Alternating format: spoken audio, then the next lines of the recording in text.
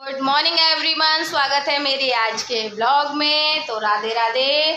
तो आज की वीडियो में मैं आपको बताऊंगी कि कुछ लोगों के क्वेश्चंस आ रहे थे कि हमें श्राद्धों में लड्डू गोपाल की सेवा कैसी करनी चाहिए, नहीं करनी चाहिए, ये सब चीज़ें मैं आप लोगों को बताऊंगी आज के ब्लॉग में। चलो पहले हम अपने कर लेते हैं कृष्ण कन्हैया किशु बाबू के दर्शन। राधे राधे का ना। और अब हम चलते हैं मंदिर के अर्तन भोग आरती सब वगैरह मतलब ये सब हो चुकी है मेरी। तो श्री श्यामा और श्री जी के दर्शन।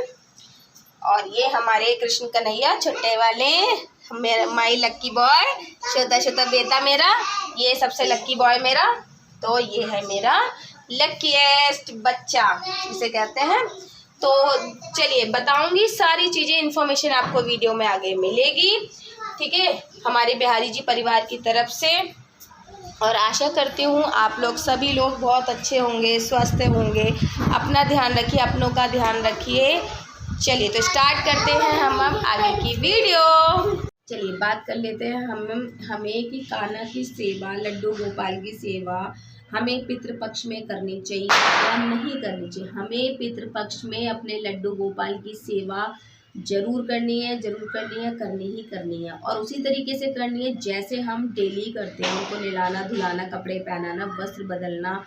और मतलब नए तो नहीं लाने चाहिए। पितरों में वाले दिनों में नए वस्त्रों की मनाही होती है, तो नए वस्त्र हम उनको नहीं लाएंगे, नहीं धारण कराएंगे। लेकिन हमारे पास रेगुलर बहुत सारे वस्त्र होते हैं, तो उनको पहनाना है, उनको खिलाना उसी तरीके से, पिलाना उसी तरीके से, सुलाना भी उसी तरीके से है। तो क्योंकि परम पिता परमेश्वर सबसे प्रथम हमारा ईश्वर है। ईश्वर से बड़े हमारे जो पितृ होते हैं वो नहीं होते हैं। क्योंकि हमारे जो पितृ भी हैं, किसकी देन है, वो भी तो हमारी परमात्मा की ही देन है। तो परमात्मा से ही तो पितृ हैं, जब परमात्मा नहीं तो पितृ कैसे। तो सबसे सर्वप्रथम पूजने हमारे परमात्मा है। तो परमात्मा की पूजा हमें कभी नहीं छोड़नी है, चाहे वो पितृ हो या अन्य डेज हो, कभी भी। हाँ, लेडीज़ के लिए कुछ दिनों में मनाही होती है, पीरियड्स वाले दिन 3 डेज़ की मनाही अवश्य ही है। मत छुआ करो लड्डू गोपाल को आपके घर में। और कोई जना होगा, आपके हस्बैंड होंगे, कोई हो, आप उससे कह दो कि आप मेरे लड्डू, देखो करना ही क्या है, हमें बस उनको उठाना है, सुलाना है और खाना पिलाना है।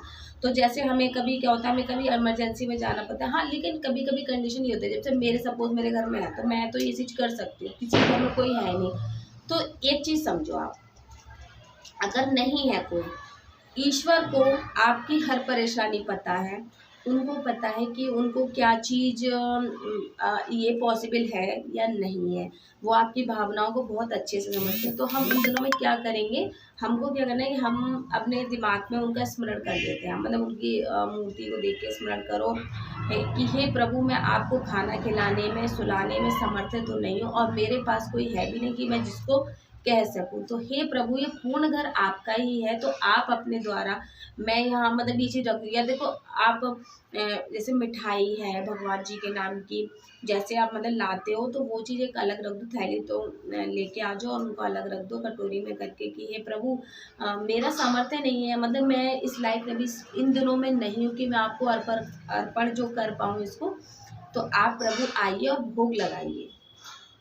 तो मेरा मानना है कि अगर इस भावना से हम करेंगे, अगर कोई नहीं है तब बता रही हूँ, अगर है तो वो आप ले आओ मिठाई, उनसे मंगा लो और उन्हीं से भोग लगवा दो, उन्हीं से निलवा दो, दिलवा दो।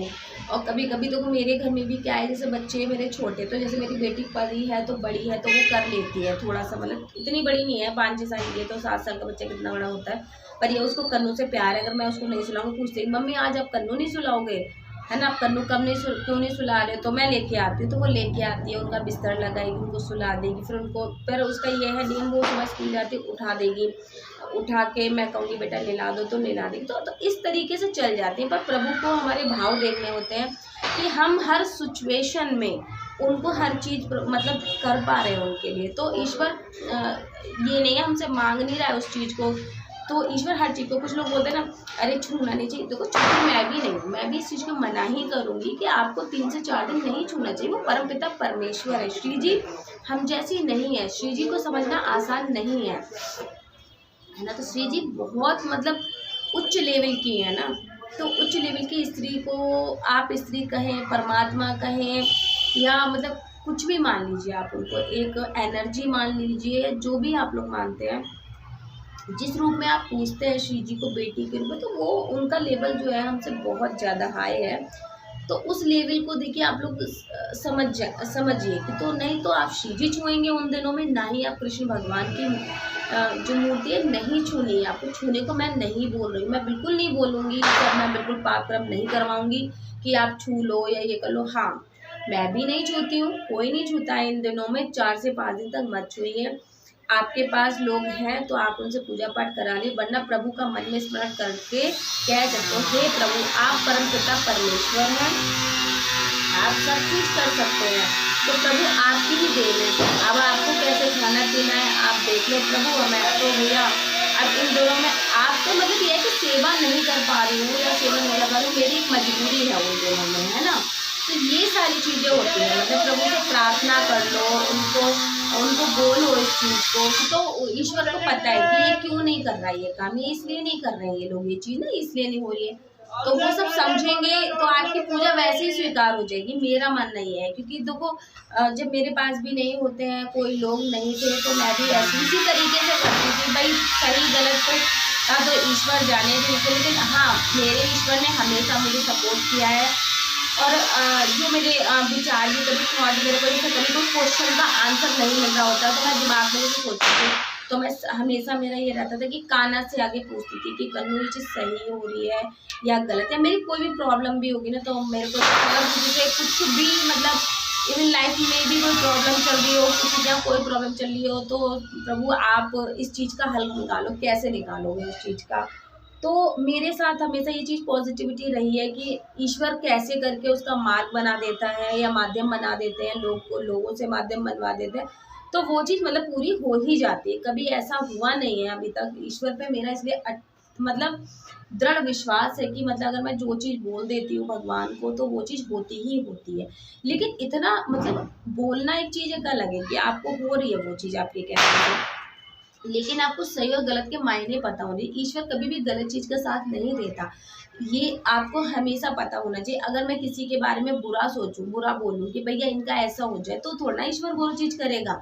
लेकिन अगर मैं अपने सामर्थ्य के अनुसार अपनी इच्छाओं को कंट्रोल करते हुए वो सब चीज़ें मतलब ईश्वर को, आप खुद देखो कि ईश्वर अगर ये इनके साथ गलत कर रहे हैं, तो आप इनको जजमेंट कैसे दिलाओगे, मतलब कैसे आप करोगे, वो आप जानो, ये उनके खुद के कर्म है। मेरा समर्थन नहीं है कि मैं इस चीज़ को कुछ चीज़ कर पाऊँ, तो वो सब चीज़ें ईश्वर अपने आप ही हैंडल कर लेता। पता नहीं कैसे करते हैं मेरे श्री जी और मतलब श्यामा, मुझे नहीं पता इन सब चीज़ों के बारे में, क्योंकि मेरा उतना समर्थन नहीं है कि मैं उन चीज़ों को समझ पाऊँ, है ना। तो वो सारी चीज़ें हैं। तो ईश्वर को लोगों ने बहुत टफ बना दिया है नहीं, क्योंकि ईश्वर, मैं हमेशा कहती हूँ, सिर्फ भाव के भूखे हैं, भाव के भूखे हैं। आपका भाव उनके प्रति क्या है, आप उनको क्या चीज़ दे सकते हो। तो हम क्या दे सकते हैं, केवल भक्ति और भाव ही दे सकते हैं। इसके अलावा हम ईश्वर के लिए हम सोचें कि हमने उनको कपड़े दिला दिए, हमने उनको ये कर दिया, या हमने उनको पैसे अर्पण कर दिए, तो बहुत बड़ी चीज़ कर दी। भाई कुछ नहीं किया, सब उनका था, वो उनके, और उनको एक मिनट नहीं लगता छीनने में, ठीक है। तो ये तो भूल बिल्कुल मत करना कि हमारी और हम उन्हें चढ़ा रहे हैं। हम उनका ही दिया हुआ यहाँ पर किसी को दे भी रहे हैं, और मतलब जो हमें ईश्वर ने दिया है हमें वही चीज़ वो कर रहे हैं, ठीक है। तो अगर ये रियलिटी अगर आप अपने साथ में हमेशा अगर मतलब रखोगे ना इस चीज़ को, तो गलत नहीं होता आपके साथ में, ठीक है। मेरे साथ भी लोग बहुत गलत करने की कोशिश करते हैं, कई बार गलत तो करते भी हैं, पर मुझे कोई फ़र्क नहीं पड़ता। मुझे पता है कि मेरे साथ मेरा कान्हा है, मेरे पीछे एक एनर्जी ऐसी है जो मुझे हर चीज़ के लिए सपोर्ट करती है। मेरा चैनल बनाने से लेके हर चीज़ को लेके उनका हाथ है। मुझे पता है कि मैं क्या कर रही थी, और उन्होंने मुझे जो इस मार्ग पर भेजा है, तो उसके पीछे वो सिर्फ कान्हा ही है। इतना तो मुझे मेरी श्री जी का ही सबसे बड़ा सपोर्ट है मेरे लिए। अब मैं किसी को अपना सपोर्ट नहीं मानती, मैं अपनी श्री जी और कृष्ण कन्हैया को अपना सपोर्ट मानती हूँ, और वो चट से मेरे काम को यूँ बना देते हैं। और ये पता नहीं मुझे कि मैं पूजा पाठ भी मेरा ये नहीं है कि मैं कोई ऑथेंटिक शास्त्रीय पद्धति के अनुसार मैं नहीं कर सकती, शास्त्रीय पद्धति के अनुसार आप लोग भी नहीं कर सकते। शास्त्रीय पद्धति पे चलेंगे तो आप बिल्कुल नहीं कर सकते उस चीज़ को, ठीक है। कुछ लोग सोचते हैं ना, अरे ये चीज़ गलत है, वो चीज़ गलत है। ये ईश्वर आपका मन देख रहा है, आपका भाव देख रहा है। आप हमेशा जैसे अपने परिवार के साथ रहते हो ना, जो आप अपने परिवार के लिए करना चाहते हो वैसे आप ईश्वर को रखना स्टार्ट करें। मैं आपको एक हफ्ते के लिए बोलती हूँ, जैसे आप खाना पीना जो कुछ वो जैसे करते हैं वैसे आप ईश्वर के साथ करें।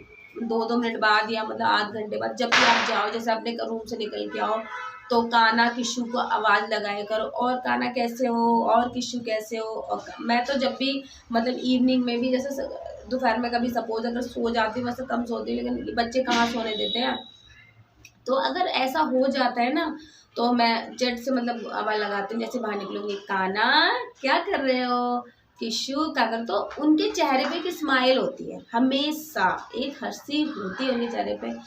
अच्छा, कोई बात का मेरे को कोई सवाल होता है उसका आंसर में, यार ये चीज़ मेरे को डाउट, ये समझ में क्लियर नहीं हो रहा है ना, तो मैं किसी से नहीं पूछती, कुछ नहीं करती, तो मैं क्या करती हूँ, मैं केवल अपने कानों को बोलती हूँ, कानों ये अब काना पता है ऐसे उस चीज़ को आंसर ऐसे करते हैं ना कि माध्यम ऐसा दे देते हैं कि बस। क्योंकि देखो मैंने देखा लोग जो शास्त्र भी पढ़ रहे हैं ना, कुछ लोग जैसे गीता पढ़ेंगे, रामायण पढ़ेंगे, वो भी अपने लेवल मतलब अपने हिसाब से पढ़ रहे हैं लोगों का, ये देखा है मैंने। तो कुछ लोग जैसे नहीं मानते भगवान को, तो क्या कहेंगे, पता है उन्होंने ऐसा किया था, पता है उन्होंने ऐसा किया था। मुझे पता है कि मेरे ईश्वर ने क्या किया था क्या नहीं किया था, किसी के कहने से बिल्कुल विश्वास नहीं करूँगी, क्योंकि मुझे पता है मेरा परमपिता परमेश्वर, मेरा ईश्वर कभी गलत कर ही नहीं सकता किसी के साथ, जब तक उस व्यक्ति ने कोई अनुचित कार्य नहीं किया होगा। वो कभी किसी के साथ गलत नहीं करते। वो अर्जुन के साथ ऐसे ही नहीं खड़े हो गए थे, ठीक है ना, तो ऐसे उन्होंने इतनी पूरी सेना को उन्होंने ऐसे ही नहीं कर दिया था। तो वो गलत का साथ कभी नहीं देता, गलत से हमेशा तुम्हें बचाता है, गलत लोगों से संगति से बचाएगा, गलत लोगों से बचाएगा, नेगेटिव एनर्जी से बचाएंगे, वो खुद ही बचा लेंगे तुम्हें अगर, लेकिन उसके लिए आपको उन पर दृढ़ विश्वास करना पड़ेगा। ऐसा नहीं है कि आप विश्वास नहीं करो, बस हम तो भैया आरती कर रहे हैं, पूजा कर रहे हैं, विश्वास नहीं है लेकिन उन पे, मतलब ये है कि हम कर रहे हैं क्योंकि दूसरा आदमी कर रहा है उसे देख के हम भी कर रहे हैं, तो वो चीज़ें अपने दिमाग से बिल्कुल हटा दो। अगर जब तक ये चीज़ें क्लियर नहीं होंगी तब तक आप कुछ नहीं कर रहे हो, कोई पूजा नहीं कर रहे हो, कोई पाठ नहीं कर रहे हो, सिर्फ एक दिखावा कर रहे हो। लेकिन जिस दिन आपका ईश्वर पे दृढ़ विश्वास हो जाएगा, आप कोई दीपक भी मत जलाना, उन डेज में कोई पूजा मत करना, कुछ नहीं करना, लेकिन ईश्वर विश्वास है ना, तो आप मतलब आप 110% ये कहोगे भाई।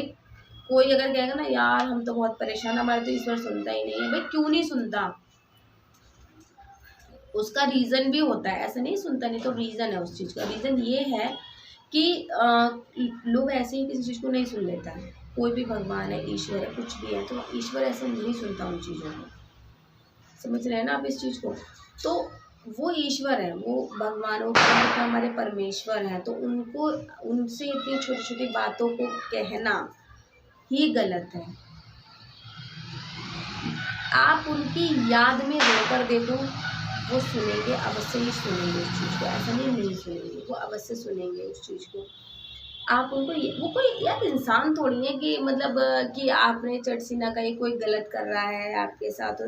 चीज़ों को सुधरने में टाइम लगता है और हमेशा चीज़ें सुधरती हैं, और उन चीज़ों को पहचानने में टाइम लगेगा, हर चीज़ को करने में टाइम लगता है। आप ये सोचो कि आज मैं कहूँ कि इसने मेरे साथ गलत किया है तो भगवान आए और उसके साथ भी गलत कर दें, ऐसे नहीं होता। कर्मों के अधीन सारी चीज़ें होती हैं और कर्मों के अकॉर्डिंग ही सबको सज़ा मिलती है। आज हम किसी से तू तड़ा करें, किसी से कुछ चीज़ें बोल रहे हैं, दूसरों की भावनाओं को समझा करो, उनकी केयर करा करो, तो ये सब चीज़ें होती हैं। देखो चाहे आप दूसरों देखो आप दूसरों के लिए कुछ नहीं कर सकते, पहली बात ये तो भूल जाओ कि हम दूसरों के लिए कुछ करते हैं या हमने इसके लिए कुछ किया वो किया।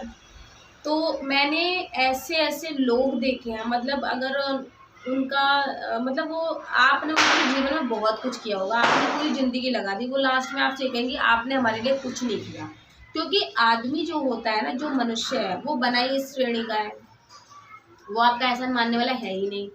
तो हमें ईश्वर के लिए ही करना है जो करना है, हम नहीं कर रहे भाई इंसानों के लिए, हम करेंगे तो अपने ईश्वर के लिए। हाँ, जिनसे हमारा कुछ नहीं है लेना देना, हम उनको भोजन कराएंगे, हम गरीबों की हेल्प करेंगे, हमारे जिनके पास नहीं है हम उनके लिए करेंगे, ठीक है। और इंसान क्या करता है, सबसे पहले स्टार्टिंग होती है घर परिवार से। स्टार्टिंग इंसान किसकी करेगा? घर परिवार के लिए करेगा। फिर लास्ट में मोमेंट में ये चीज़ मिलती है, तुमने हमारे लिए कुछ नहीं किया, तुमने हमारे लिए कुछ नहीं किया। यही काम अगर आपने किसी मतलब ऐसे व्यक्ति के लिए क्या होता है ना, जिसके पास घर नहीं था, बिस्तर नहीं था, गाड़ी नहीं था रहने, अगर उसके बच्चों को तुमने एक स्कूल में एडमिशन करा के मतलब उसकी लाइफ को सेटल कर दिया होता, तो माने ना माने, उसका ये नहीं है हम किसी के लिए कुछ करें तो हमारा एहसान माने ना माने, लेकिन हमारे ईश्वर ने देखा हमने मतलब उस चीज़ को अच्छे भाव से किया था, है ना, तो उसका हमें जो रिजल्ट मिलेगा 110% अच्छा ही मिलेगा, बुरा नहीं मिल सकता। तो इन सब चीज़ों का हमें समझना होगा। लेकिन हम लोग क्या लगे रहते हैं, सबसे पहले पूजा के थॉट में लोगों का ये मन होता है कि मैं पूजा इसलिए कर रही हूँ कि मुझको ये चीज़ चाहिए, बच्चा चाहिए, पैसा चाहिए, गाड़ी चाहिए, बंगला चाहिए, घर चाहिए, कुछ नहीं। ईश्वर से ईश्वर को मांग लो तो तुम्हें सब कुछ मिल जाएगा। और मैं हमेशा कहती हूँ, मैं हमेशा श्री जी से प्रार्थना ये करती हूँ कि श्री जी, मैं ये लगा लो कि मैंने जो अपना पहले का टाइम है श्री जी, बहुत मतलब देखो पूजा पाठ मैंने स्टार्टिंग से करी, मैं ये नहीं कहूँगी मैंने नहीं करी, पूजा पाठ मैं करती थी, पर आज श्री जी तक बहुत लेट पहुँची, ये तो मैं बिल्कुल मानूंगी। 13 ईयर्स बहुत होते हैं, मतलब ये है कि उन तक रियल जो हमारी इच्छा होती है, जो श्री जी से मांगना, पर श्री जी से क्या मांगना है, हमें श्री जी से मांगना हमें ये है कि हमें श्री जी से श्री जी ही मांगनी है। और वो इतनी कृपालु है ना, अगर उनकी कृपा की बात करें तो शायद ही कन्नू तो बहुत टाइम लगा सकते हैं कि भैया कन्नू ना देना, लेकिन श्री जी हमारी ऐसी है ना, मैं किसी भी चीज़ में मैं पूछूँ है कि श्री जी मुझे ना कुछ नहीं चाहिए, मुझे तो भैया मुझे तो आप चाहिए, तो श्री जी ये सोचेंगे यार ये मेरा कितना बड़ा भक्त है। श्री जी की बता रही हूँ, श्री जी इतनी कृपामयी है ना, श्री जी ऐसी है हमारी कि हम मतलब वो हमें ऐसे पकड़ेंगे। सोच रहे आप उनके लिए इतना करोगे उतना, मतलब वो एक राधा नाम से ही वो इतनी खुश हो जाती है कि हम तो मेरा परम भक्त हो गया। तो ये श्री जी तो इसीलिए तो कृपा निधान है, वो उन्हें कहते हैं कृपामयी है, मतलब उनकी कृपा इतनी है। अगर आप उनको निरंतर उनका भजन करते हैं तब तो आप नेक्स्ट लेवल पे पहुंच सकते हैं। और अगर आप उनके 1 घंटा, आधा घंटा, 5 मिनट भी उनके लिए निकालें तो वो तो फिर है ही श्री जी की चीज़ें। मतलब श्री जी क्या आपको देंगी वो आपको पता ही नहीं है। मतलब श्री जी इतनी करुणामयी है, अगर श्री जी पे बात करने बैठो तो हमें बिल्कुल कुछ चीज़ को ये डरना नहीं है कि हमारे पितर हैं तो हम श्री जी की सेवा नहीं कर सकते, अपने कान्हा की सेवा नहीं कर सकते। मैंने बहुत सारी बातें कर ली आप लोगों से, है ना, तो सब कर सकते हैं, ऐसा कोई मना ही नहीं है। श्री जी तो हमारे साथ ऑलवेज रहती हैं, तो श्री जी और कृष्ण कन्हैया को कभी मत छोड़िए, कभी भी मत छोड़ो। कल है मेरा बर्थडे, तो बर्थडे के लिए गिफ्ट वगैरह तो आ गए हैं, वो लोगों ने भेजे हैं, मतलब घर से बहुत सारे गिफ्ट आए हैं, तो वो भी दिखाऊंगी। अब हो गया है टाइम मेरी पूजा का, तो मैं जा रही हूँ पूजा करने के लिए। मैं मिलती हूँ सीधे मंदिर में। एवरीवन, मैंने पूजा भोग आरती सब कर दिया, बस कन्नू खाएंगे हमारे खाना। अभी भोग नहीं लगाया कन्नू का, मैंने बस आरती कर ली है यहाँ पे, तो है ना श्री जी। अब हम क्या करेंगे, बस अपने ब्लॉग का एंड करेंगे। बहुत छोटा और मेरा है बर्थडे, तो अब मैं लगूंगी अपने बर्थडे की तैयारी में, फेशियल, ब्लीच ये सब करूँगी और कलर वगैरह हेयर्स को। तो कल का लुक भी दिखाऊंगी कैसी लगूंगी, सुबह सुबह तैयार होकर बताऊंगी। आशी जी भी तैयार होंगी और हमारे सारे भगवान तैयार होंगे, सब लोग वो तो कल बताएंगे ना। हाँ, कल सब तैयार होंगे क्योंकि कल है इनकी मम्मी का बर्थडे। तो यहीं पे अपने ब्लॉग का एंड करती हूँ। बाय बाय, मिलते हैं नए ब्लॉग में।